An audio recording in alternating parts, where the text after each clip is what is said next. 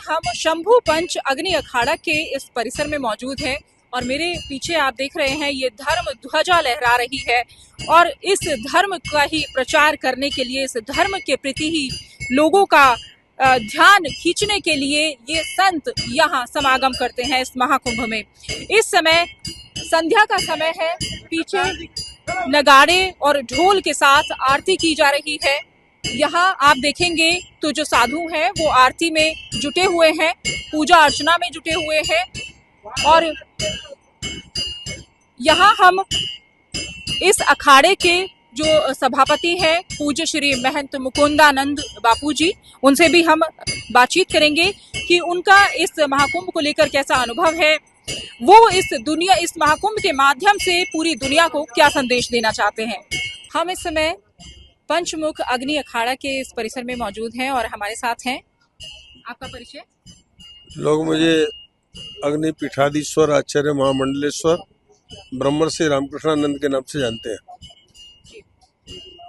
इस महाकुंभ के आयोजन को लेकर आपका क्या सोचना है? पूरी दुनिया इस महाकुंभ को देखकर, इसकी महिमा देखकर हैरान है। आप इस महाकुंभ के माध्यम से पूरी विश्व को, पूरी दुनिया को क्या संदेश देना चाहते हैं?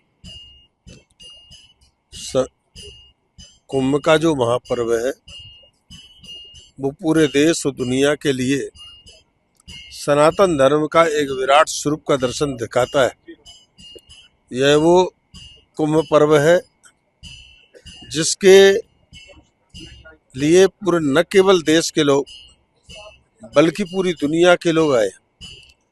आपने देखा जो लोग सनातन धर्म पर आक्षेप करते हैं कि इनमें बहुत से देवी देवता हैं, इनमें बड़ी विसंगतियां हैं, इनमें अनेक जातियां हैं, इनमें अनेक संप्रदाय हैं, इनमें ऊंच नीच का मामला है, इसलिए सनातन धर्म कमजोर हो रहा है, ऐसा लोग आरोप करते हैं।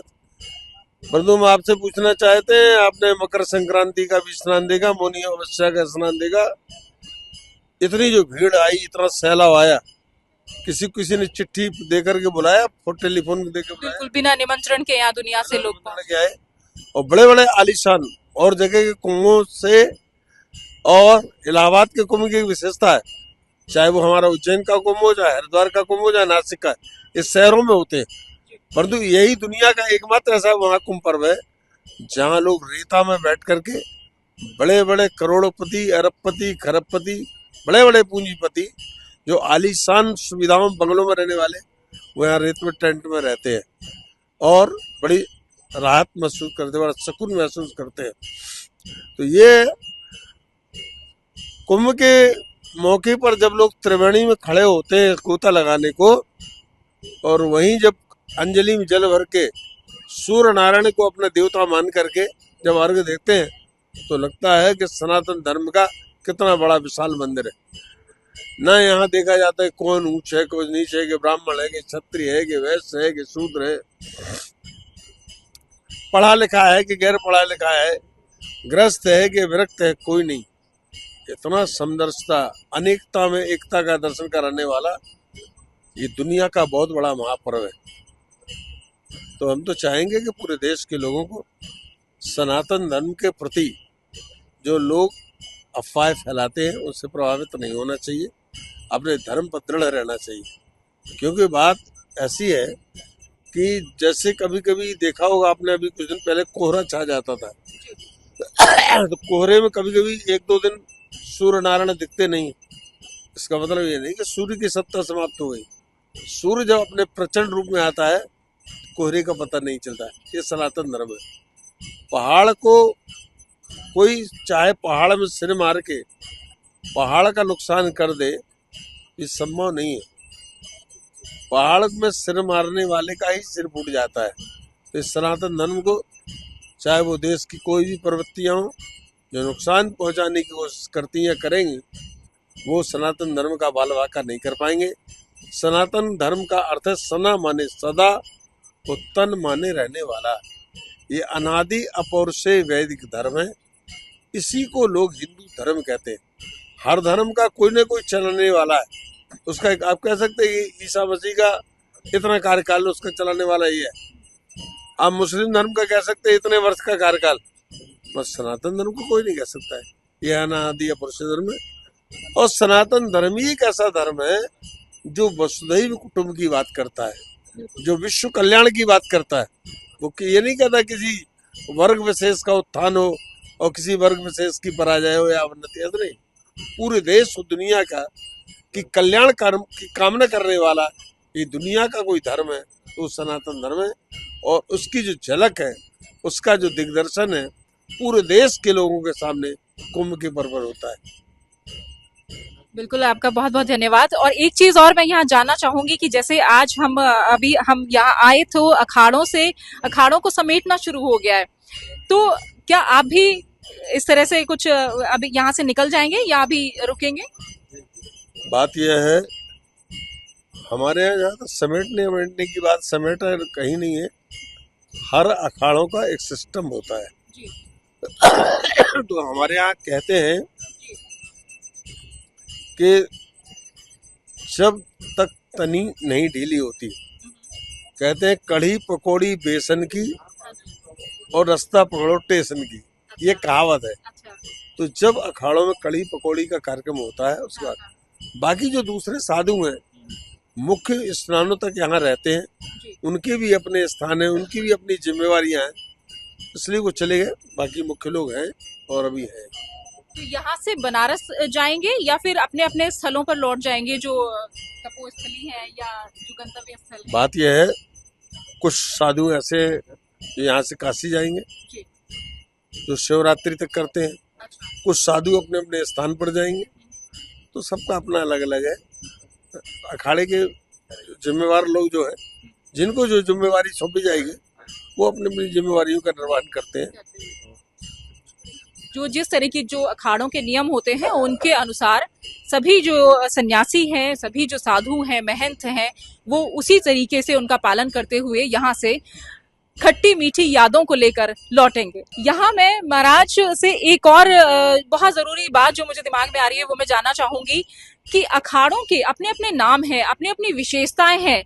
तो महाराज मैं आपसे ये भी जानना चाहूंगी कि अखाड़ों के नाम कैसे पड़ते हैं और क्या इनकी विशेषताएं हैं। जैसे अगर आपके अखाड़े की हम बात करें, शंभू पंच अग्नि अखाड़ा, तो ये नाम कैसे पड़ा और इसकी क्या विशेषता है? बात यह है, ये जो अखाड़े हैं भगवान आदि शंकराचार्य के द्वारा प्रतिष्ठापित ये अखाड़े हैं। सबकी अपनी एक अलग गरिमा और सबका अपना पहचान है। हमारा जो अखाड़ा है इसका नाम अग्नि अखाड़ा है। अग्नि का मतलब है द्विजाति नाम गुरु अग्नि, समस्त द्विजातियों का गुरु अग्नि। द्विजाति किसे कहते हैं? जिनका उपनयन संस्कार होता है, यानी यज्ञोपवीत, ब्राह्मण, क्षत्रिय और वैश्य, तीन का उपनयन संस्कार। तो ये तीनों जो द्विजाति हैं उनका ये अखाड़ा है। इसकी मुख्य आराध्या भगवती गायत्री, जिसका आपने देखा है में मंदिर बना हुआ है। हमारे अखाड़े के बगल में आपने देखा एक धर्म ध्वजा लगी हुई है, जो हमारे इस अखाड़े की अस्मिता का एक प्रतीक है। और इस धर्म ध्वजा में हमारे यहाँ 4 तनी है। तो अखाड़े जो है, अग्नि अखाड़ा 4 नाम के ब्रह्मचारियों का है। 4 नाम मतलब आनंद, चैतन्य, प्रकाश और स्वरूप।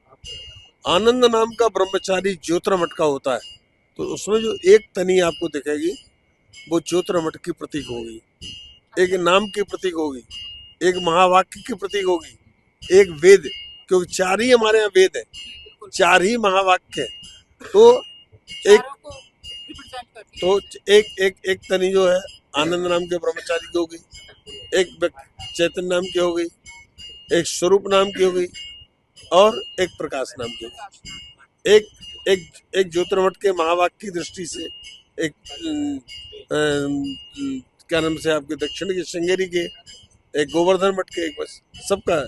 और एक 4 वेद में जो ये 4 वेद की है वो एक इस प्रकार जो है ये 4 तनियां हैं, वो 4 विशेषताओं से समाहित है।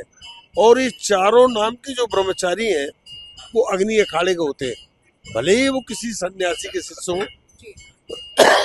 या किसी शंकराचार्य के शिष्य हो। मानो जब अखाड़ा पूछा जाएगा तो अग्नि अखाड़ा। इसकी विशेषता सबसे बड़ी एक और आपको बता दें, आप बहुत अच्छी बिल्डिंग बना लीजिए, बहुत सुंदर सजा के बना लीजिए, मगर यदि उसकी बिल्डिंग की नींव कमजोर हो तो बिल्डिंग ढह जाती, चाहे कितनी कीमती बना ले। तो हमारे अखाड़े के ब्रह्मचारी साधक पढ़े लिख के चाहे तो ब्रह्मचारी से लेकर सन्यासी और सन्यासी से लेकर शंकराचार्य तक की मंजिल तय कर सकते हैं। तो ये साधक तपस्वी ब्रह्मचारी अग्निहोत्र करने वाले ब्रह्मचारियों का अखाड़ा है, वेद वेदांत का अध्ययन करने वाला ब्रह्मचारियों का अखाड़ा है। यही साधक सिद्ध तपस्वी आगे चल के चाहे तो पूरे जीवन भर ये लोग केवल ब्रह्मचारी रह करके अग्नि अखाड़े की सेवा कर सकते हैं, चाहे तो इसी में अनेक पद हैं, उन पदों तक भी जा सकते हैं। संस्था से हट के जाना है, किसी सन्यासी के सन्यासी भी बन सकते हैं, चाहे तो आगे किसी अच्छी योग प्रतिभा हासिल करके किसी शंकराचार्य की शिष्य बन के शंकराचार्य पद को पर भी सुशोभित हो सकते हैं। ये अग्नि अखाड़ा जो है ये अपने आप में एक अन्य अखाड़ों की अपेक्षा अपने इसका एक अलग महत्व है। अमर उजाला जीवांजलि के सारथी की मदद लें और महाकुंभ में स्नान जरूर करें।